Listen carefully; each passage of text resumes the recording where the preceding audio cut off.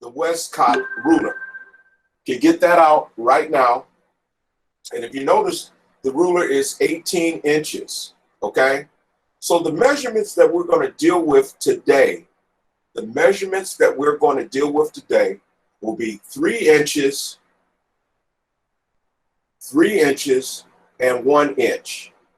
3 inches and 1 inch are the measurements for today. So what I want you to do is turn your paper landscape. Okay, turn your paper landscape. Put it on a table if you got a clean table in your home. And if you don't have an area to work on, you can always work on top of your portfolio. All right? So you place your ruler right on that paper. Now, I want to say something about this ruler real quick. There's a starting point right here, that black line. Some people like to start right on that edge. That's not a good idea. Start on that black line right there. It's a little bit away from the edge. It's more accurate that way. So you're going to place your ruler on the top of the paper right on that black edge right here. Line it up, paper to black edge. All right, drop it down from the top. And I want you to mark your paper at 3 inches. 3 inches. We are making a 30 frame 2-inch square grid. A grid is a network of horizontal and vertical lines that form a screen of even squares. So with a 30 frame grid, you're going to have so many rows and so many columns. You're going to end up with 5 columns and 6 rows, or vice versa, depending on how you turn your paper. 6 times 5 is 30. All right, so we measured it at 3 inches. We're making a margin right now. That's what we're making. We're not making the grid yet. We are making the margin. Slide your ruler down to the bottom, line it up, black line to the left edge of the paper. I know it's hard to see it because my paper is white, and I'm probably out of blurry right now because of this webcam. It's not really focusing right, but we'll make the best of it. Mark it at 3 inches. Okay, now you have 2 points, one at the top, one at the bottom. I always like to deal with 2 points because it makes the picture, it makes your measuring very even. Never just do 1 point. Point at the top, point at the bottom. Now with these 2 points, I'm going to take the ruler, turn it vertically, and make my first margin. Some people always say it looks crooked, but it's not really crooked if you've measured right. Now, when you make your line with your pencil, don't make it super, super dark. All right? Make it so that it can be erased. And there it is. That's a 3-inch margin right there. It's very important you do that. Now, the next step is to take your ruler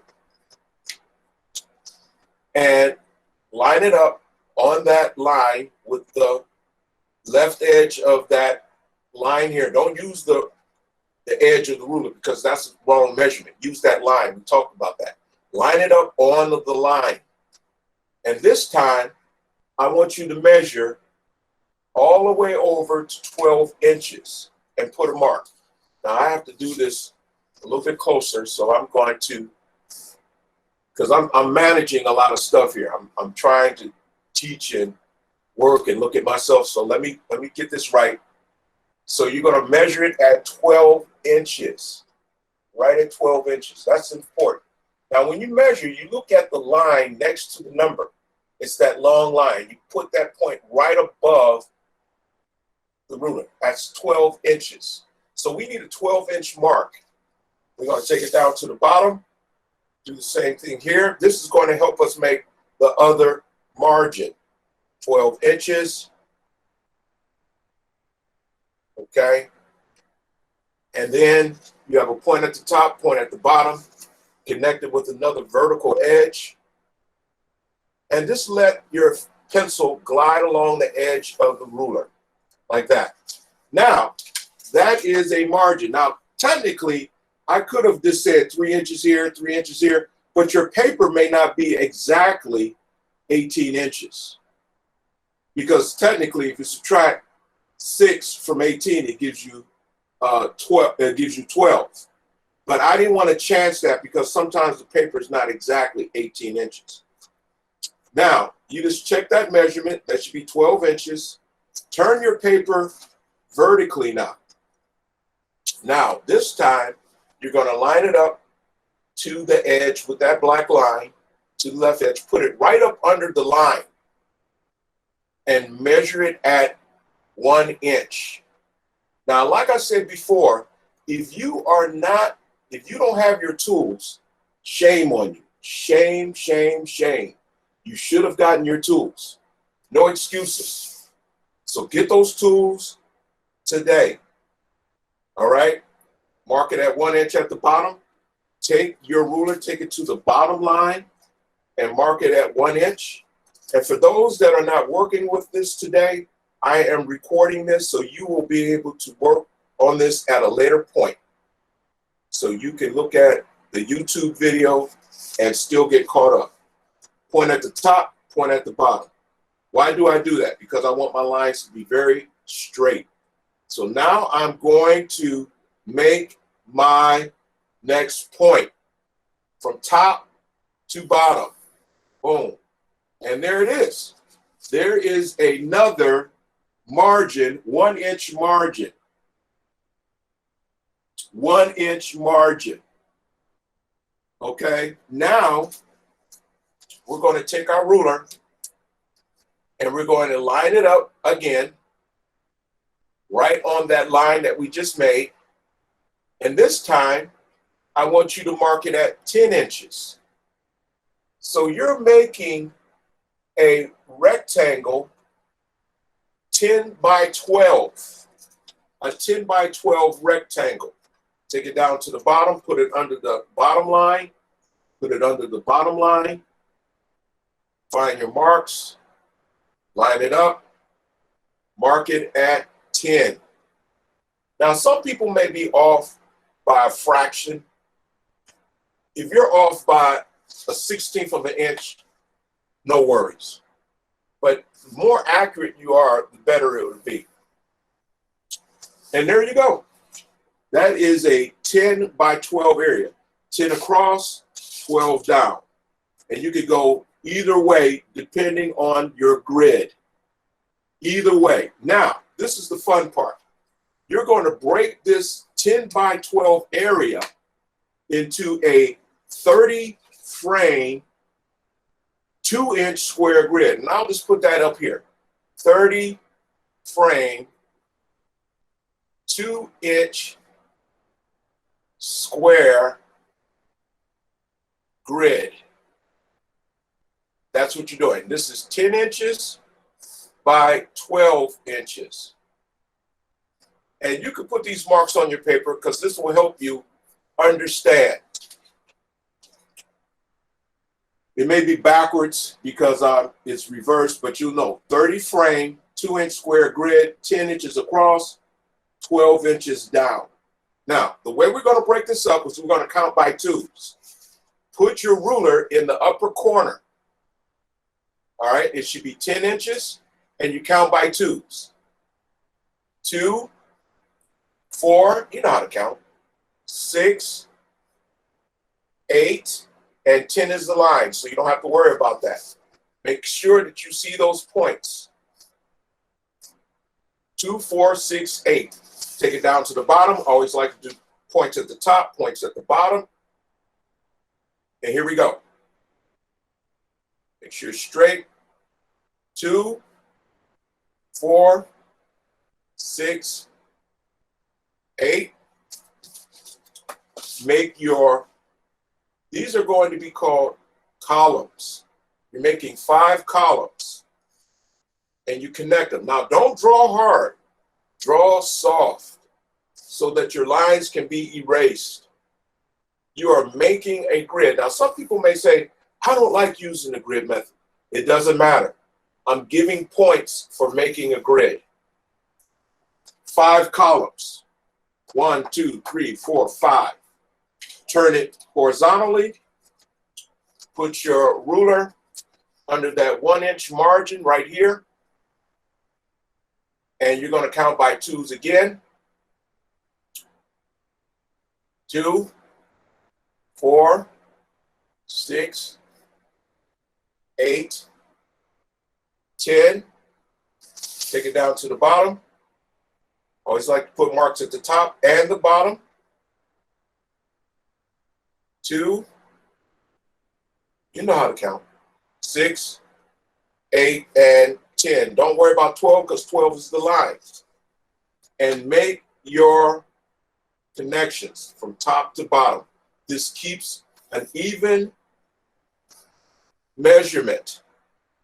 So a grid, once again, is a network of horizontal and vertical lines that make a screen of even squares. And this is a 2-inch square 30 frame grid, which is equivalent to the grid that I'm going to show you how to put on your famous cartoon to make an accurate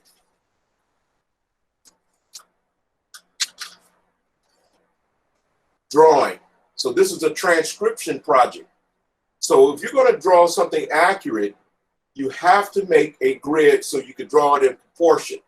So this right now is the grid that I can work from, or you can work from, but you're not going to do this on this.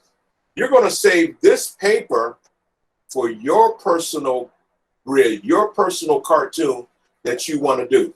So you say, well, what do we do the Black Panther on? You're going to do the Black Panther on the grid that I provided for you.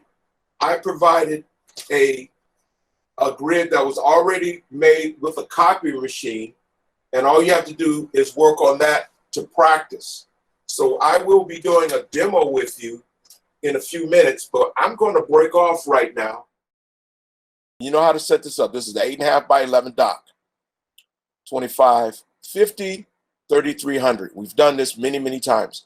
Make sure that your background is white. All right. Create. Now you have your 8.5 by 11. Now you're going to get one of those cool pictures that you drew. That you wanted to draw. Because I think about a week ago, we did our research on famous cartoons. So you're going to get one of those images from your folder. So you're going to come to add image as layer, and you're going to grab one of those cool images. All right. Now I'm just going to grab one of the images of, the Black Panther, since I have that available. Okay. And I'm going to show you how I set it up. So I'm going to grab this guy and I open it, and boom, there he is. Now this one is a very complicated grid. If you want to do something complicated, you can. Or you can keep it simple. It's all about the drawing that you chose. All right. So now I want to make this bigger. So I just grab my arrange tool and get it to fit within the perimeter. Now, this is very important. This is something new. You're going to go to your art packet. In your art packet, you will find in Black Panther Grid Lesson the grid template. Make sure you get the grid template. Where is that located? In the Black Panther Grid Lesson. So you're going to take this image, grid template, and you're going to put that on top of the Black Panther. So you're going to come over here. You're going to get your image again, add image from layer. You're going to navigate to that grid template. Okay, so I want to bring in that grid template. And when I bring it in, it looks like that. So I have to size it down because it's a little too big and get it so it fits in the perimeter. Here you go. So you say, well, I can't see the Black Panther under that. I'm going to take this grid and I'm going to right click, change the mode, you guessed it, to multiply. Now I can see those green lines on top of the Black Panther, but it's still hard to see those green lines because the picture is, it's so colorful. So I'm going to change that color of that grid by going to adjustment, go to hue saturation, and you could change the color of this grid. Watch this. I'll make it red. So now I can see it, and I'll push it so it's bright, a very saturated red, and I'll make it lighter. All right, I may even change it. Yeah, that's a little bit better. So you have to be able to see your grid. All right, that's really, really important. And then I'll apply it. Now the grid is still kind of faint here, but it's definitely on the image. Okay. Another thing I could do is slightly drop the opacity or the transparency of this layer a little bit so that I can see it come through. So making adjustments, you can see your grid on top of whatever you're drawing. Now, there's going to be some people that are going to struggle with this. So I'll be reaching out to you to find out. Now, notice I don't have to put the grid on the whole thing. Some people will say, well, can I just put the grid on the face part? I just want to draw the face of my character. Look at that. You can make the grid just on that part. And that's the area you could draw. So you can find a section of the famous cartoon that you want to draw. It could be the head, it could be full body, it could be whatever you want. And then some people say, well, what if I don't want it to be portrait, I want it to be landscape. I want my paper to be the long way. Well, you set it up, landscape when you first create your document, and you just bring the tool in and you rotate it, okay? So the way you would rotate it is you take this tool right here and you rotate it so that you can manage a horizontal landscape grid. So you need to reach out to me when you're making your famous cartoon grid so that you could draw the image that you want to work on. Now, I know this is a lot of information, so I need to hear from you at some point in the class. Everyone is going to set up their grid today. So you got two things. You're going to make the grid with the paper. You're going to set up your famous cartoon grid. And should I say two things, three things? And you're going to work on the Black Panther. So you got a lot of work here to do.